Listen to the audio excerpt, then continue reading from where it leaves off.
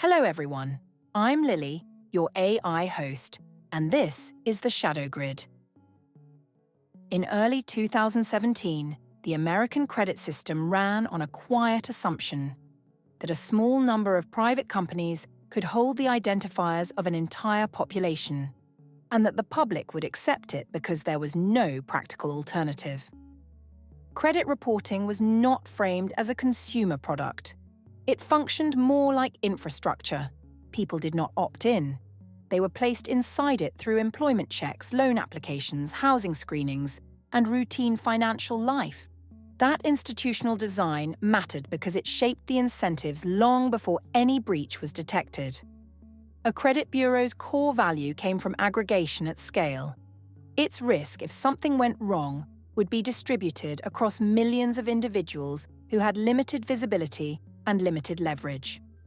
Regulation existed, but it was fragmented across federal agencies, state attorneys general, and sector-specific rules that rarely treated cybersecurity as a single enforceable standard. In March of 2017, warning signals were already moving through the system. A widely publicized security patch for common web software was released, and federal-level alerts about it circulated. Inside large companies, those alerts typically traveled a familiar route, from a threat team to internal mailing lists, then to application owners, then into a patching queue that competed with product deadlines and legacy maintenance. The first question investigators would later circle back to was procedural, not technical. When an organization receives an urgent alert, who is responsible for confirming remediation? And what happens if that confirmation never arrives? In many firms, patching is described as a policy. In practice, it is a chain of handoffs. Chains break at the weakest link. By mid-May 2017, unauthorized access began inside one of Equifax's online environments. Public records and later government reporting described the activity as continuing for weeks, with repeated database queries, and with the organization's internal detection failing to stop it early. What mattered, institutionally, was not the exact method of entry.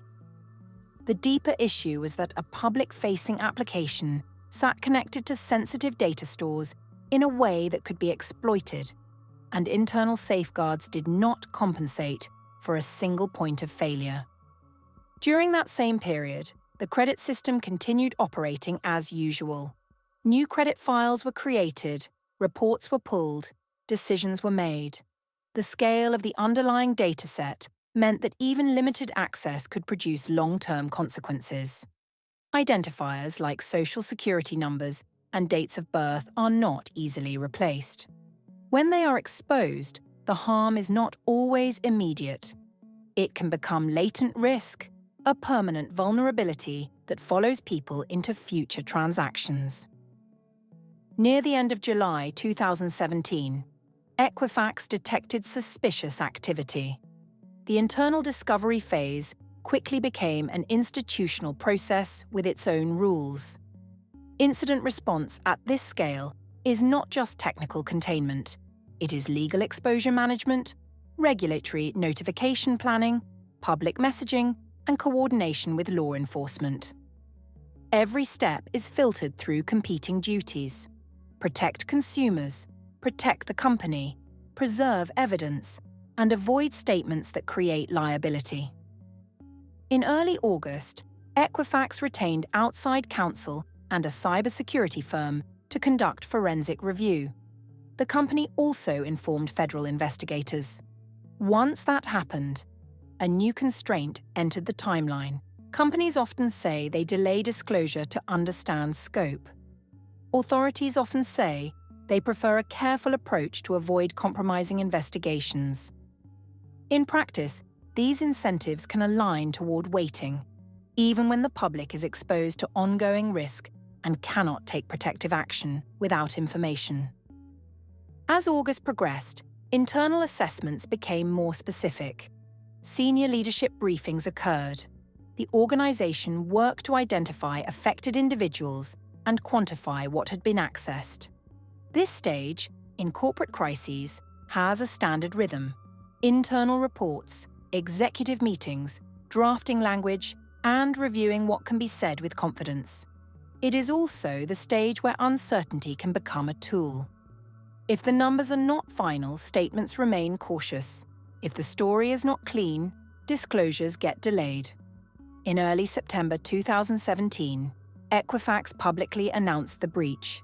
It described unauthorized access occurring from mid-May through July, and it acknowledged that the event potentially impacted roughly 143 million US consumers, with additional impact in other countries.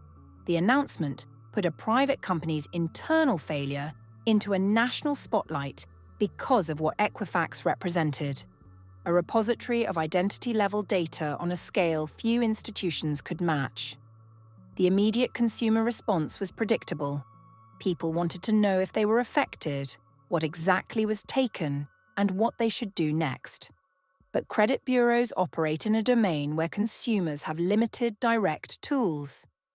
Freezing credit files, disputing activity, and monitoring accounts are procedural defenses that depend on knowing a threat exists. The public was asked to respond to a crisis caused by an institution they never chose. Equifax's public-facing response created its own secondary crisis. The company established a dedicated breach response website and consumer portals. The decision to direct people to new domains and new tools raised trust and security questions, because in a breach scenario, attackers often exploit confusion. When institutions create new channels in a hurry, they create space for impersonation and error. In the weeks that followed, personnel changes came quickly.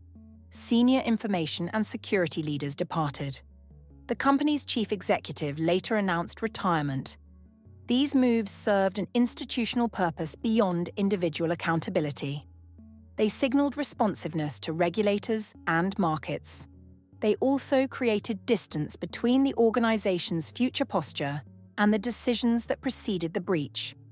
By October 2017, Equifax was in front of Congress. Hearings focused on a set of systemic questions. Why a known alert did not translate into remediation. Why detection failed for so long. Why disclosure took weeks after internal discovery. And what it meant for a private firm to hold a public-scale identity dataset without direct consumer consent. These hearings were not trials. They were institutional rituals, a public accounting without immediate enforcement power. At this point, early assumptions solidified in public discussion. The first assumption was that the event was primarily a corporate security failure, resulting in criminal identity theft. The second assumption was that the solution would be consumer action: credit freezes, monitoring, and time spent cleaning up accounts. The third assumption was that government enforcement would follow quickly, creating deterrence. Those assumptions would all be tested. Because once the announcement was made, the case moved into a different phase: enforcement and consequence. That phase was not controlled by a single authority. It became a multi-front process involving federal regulators, state attorneys general, class action litigation, and international regulators in jurisdictions where local affiliates were impacted. This is where the first investigative plateau began to form. From late 2017 into 2018, public activity increased, but material resolution did not. Multiple bodies sought documents, interviewed witnesses, and produced reports. Yet the system moved slowly because no single institution could close the loop alone. The Federal Trade Commission could pursue consumer protection remedies.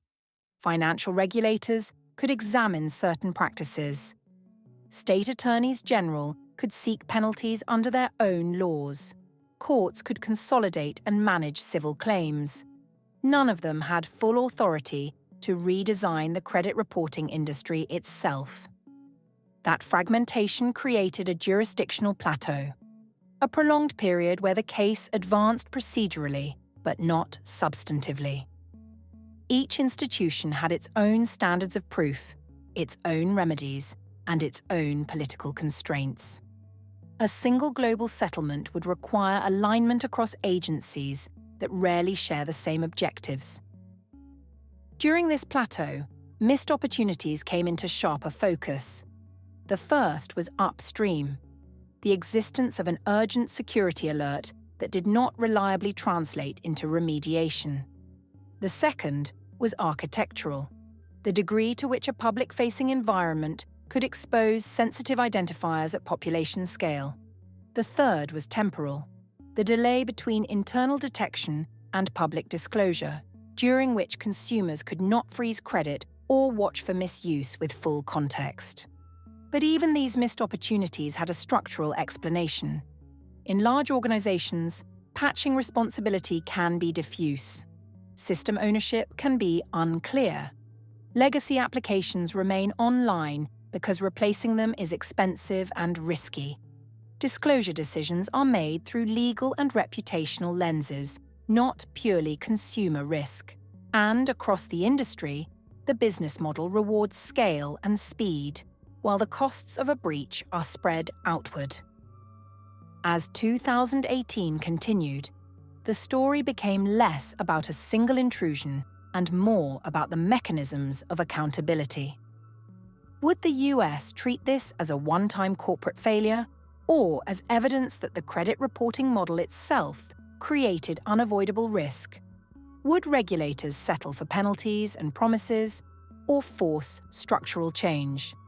By the first half of 2019, the process still had not produced a definitive closure. Investigations continued. Civil litigation continued. Consumers remained in a defensive posture. For many, the breach began to feel like background radiation, a known exposure that could not be reversed. And that was the plateau's defining characteristic. Activity was visible, but the public could not see a path to resolution that matched the scale of the harm. The case was not stalled because nothing was happening. It was stalled because institutional authority was divided, and each institution had incentives to move carefully, negotiate, and avoid outcomes that would set sweeping precedents.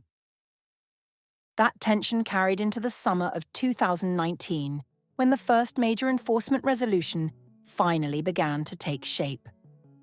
By July 2019, nearly 2 years had passed since the public learned the breach existed, and the institutional response had shifted from investigation to negotiated consequence. Federal regulators and state attorneys general announced a global settlement framework that included hundreds of millions of dollars in penalties and consumer relief, with the potential for additional amounts depending on claims and implementation. The settlement was significant in scale, but it also reflected the limits of the system that produced it. The consumer relief component depended on claim processes, eligibility rules, and documentation burdens that many affected people would never fully navigate. The enforcement component depended on compliance programs and oversight structures that in practice would be measured over years, not months. From an institutional perspective, the settlement did 2 things at once. It punished the breach response and security failures in a way regulators could defend publicly, and it allowed the credit system to keep functioning without radical redesign. The identity dataset remained centralized. The core business model remained intact. What changed was the cost of failure and the formalization of controls. This phase also exposed a deeper incentive conflict. Regulators want deterrence, but they also want stability in consumer credit markets. Credit bureaus are embedded in lending decisions, mortgage underwriting, employment screening, and insurance pricing. If enforcement threatens the continuity of these systems, regulators face pressure to balance accountability with operational continuity. That balance shaped how the aftermath unfolded. Claims windows opened and closed. Some benefits were time-limited. Identity restoration services were extended over years. Payments began to go out much later than the initial public outrage suggested they would. For consumers, the breach was immediate. For institutions, consequence was a long administrative process. As time passed, a new question emerged. What exactly had this breach been for? The first theory holds that the breach was primarily driven by criminal monetization, where stolen identifiers would be used directly for fraud, synthetic identities, and account takeovers. This theory is supported by the nature of the data involved, because identity-level information has established value in underground markets. It also matches the initial public posture of the crisis, where consumer defense steps were framed around preventing financial fraud. But the weakness of that theory is that broad, immediate public evidence of mass resale is difficult to pin down. Fraud ecosystems fragment data, combine it with other sources, and operate across time. Absence of a single dramatic data dump is not proof the data was unused, but it complicates easy narratives about direct monetization at scale. It also leaves room for other interpretations. A second theory argues that the breach functioned as strategic collection, where the objective was not short-term profit, but long-term intelligence value. This theory gained traction in February 2020, when the US Department of Justice announced indictments alleging that members of China's military were responsible for the Equifax intrusion, and that the objective included economic espionage and the theft of trade secrets and personal data. This theory is supported by the fact that state-linked operations can treat identity datasets as infrastructure for future targeting, influence, and counterintelligence. In that framework, data is valuable even if it is never sold openly. It is used quietly, selectively, and over long horizons. The weakness of this second theory is procedural and evidentiary. Indictments are allegations, not verdicts. The accused individuals were not in US custody, and public records do not include a full trial testing the evidence in open court. Additionally, attribution in cyber cases is often contested internationally, with governments denying claims and limiting the kind of public proof that might appear in domestic prosecutions. These competing theories mattered not because they changed what happened to consumers, but because they changed what institutions believed they were responding to. If the breach was criminal monetization, then consumer education and restitution are central. If the breach was strategic collection, then it becomes part of national security posture, diplomatic friction, and long-term counterintelligence planning. In practice, both frames can coexist. A dataset can be stolen for strategic reasons and still be monetized in fragments. Public records do not clarify the full downstream use. That uncertainty is part of the case's enduring shadow. From 2020 onward, the case entered a second investigative plateau, defined less by jurisdictional overlap and more by incentive failure. Attribution and accountability became harder to convert into tangible outcomes. Indictments created headlines, but not arrests. Corporate settlements created compliance obligations, but not structural redesign. Political attention moved on, because sustained reform of data infrastructure requires prolonged legislative focus, and it carries risk. Legislators face pressure from industry stakeholders, and they face the possibility that sweeping changes could disrupt lending markets or create unintended barriers to credit access. This plateau was reinforced by reputational incentives. For companies, the incentive is to demonstrate remediation and then close the chapter. For regulators, the incentive is to claim victory through settlements and compliance programs rather than pursue risky structural battles that may fail.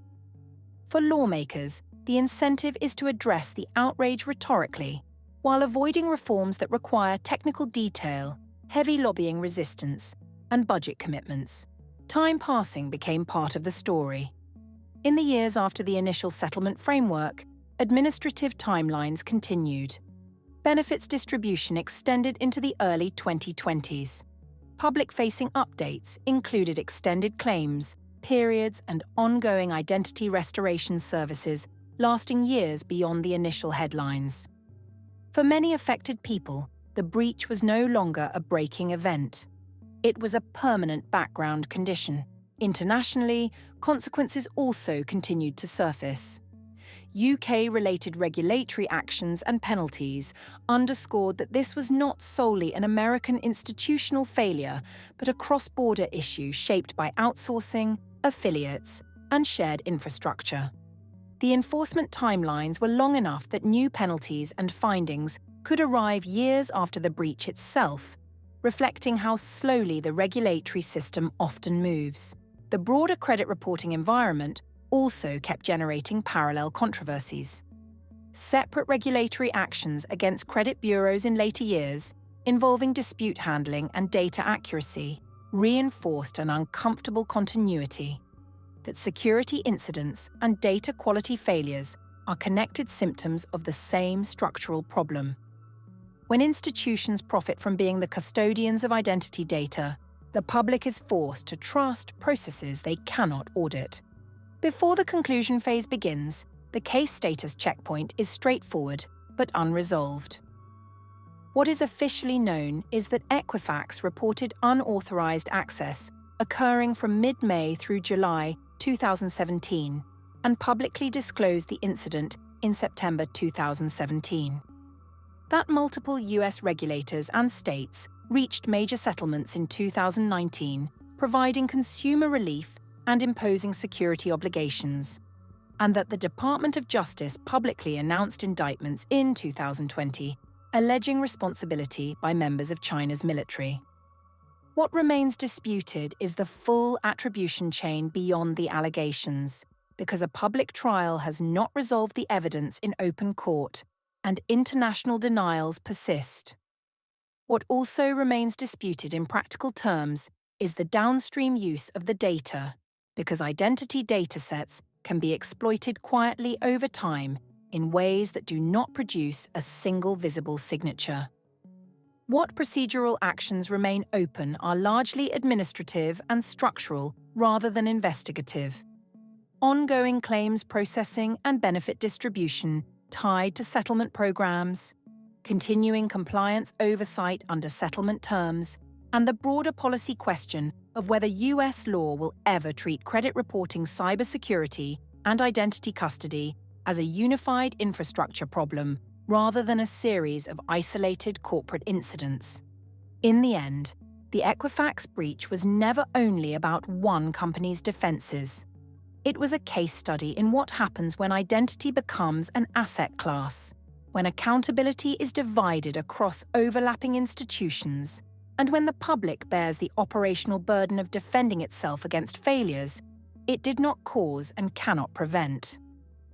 Sources consulted include US government and regulatory announcements, congressional reporting and hearing records, corporate public statements and filings, and established investigative reporting on the Equifax breach timeline, settlements, and subsequent indictments.